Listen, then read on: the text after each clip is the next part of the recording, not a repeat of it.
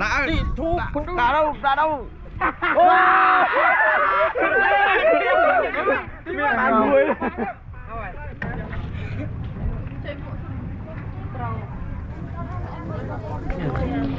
ấy xây Việt Ô con mamá nào? Ô cặp má con mamá semua tak?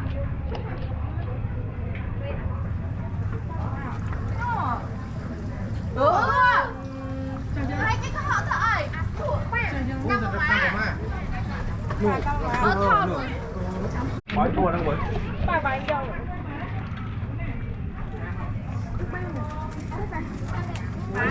ban rồi ở đây trâu vậy tao ra đây các bạn là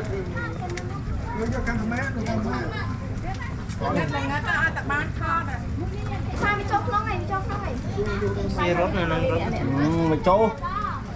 biết đâu là biết chặt nụ ăn cái nó mê nó nụ biết tăng cái này cái ban này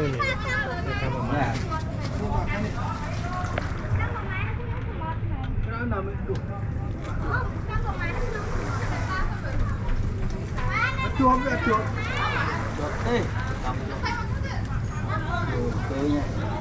mà đi không được thôi đi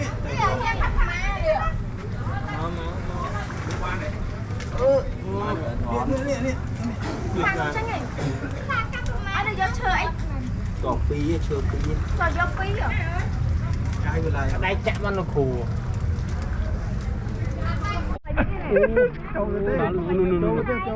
toàn viên tê sầm nánh rồi cho họ toàn viên không ở đây đi bật xe đó đây ôi thằng lang ơi vô về đâu mới vô không bay đại bay với sinh hút minh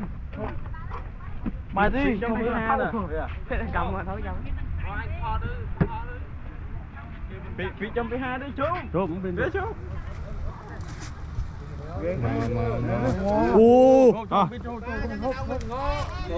đã đi thu đã đâu